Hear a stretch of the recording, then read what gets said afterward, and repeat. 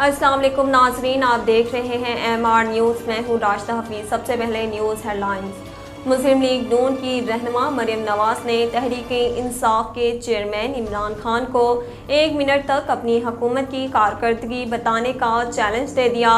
लाहौर में workers convention से खिताब करते हुए मरियम नवाज ने कहा कि इमरान खान का नवाज शरीफ से क्या मुकाबला, उनकी टांगें तो शहबाज शरीफ से कांपती थी। उनका कहना था कि अब शहबाज शरीफ वज़ीर आज़म बन गए, जब नवाज शरीफ आएंगे तो इमरान खान को लग पता जाएगा। मरियम नवाज ने कहा, रात को 12 बजे अदालतें इसलिए खुली क्योंकि इमरान खान ने आइन तोड़ा। इसके अलावा सदर आरिफ अलवी पर तनकीद करते हुए उनका कहना था कि पाकिस्तान 22 करोड़ अवाम का मुल्क, आपका डेंटल क्लिनिक नहीं जहां आप आइन के दांत निकालते रहें। पाकिस्तान तहरीक इंसाफ के रहनुमा व साबिक वज़ीर इत्तला फवाद चौधरी ने कहा, मौजूदा हुकूमत को आर्मी चीफ और दीगर तैनातियों का कोई हक नहीं।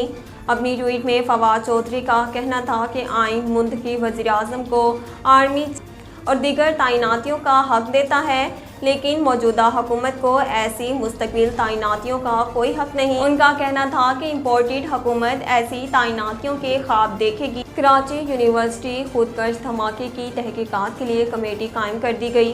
तहकीकाती कमेटी के क़याम का नोटिफिकेशन जारी कर दिया है, जिसके मुताबिक कमेटी की सरबराही DIG CIA करेंगे। नोटिफिकेशन के मुताबिक कमेटी में SSP मलीर और SSP anti violent crime cell भी शामिल हैं।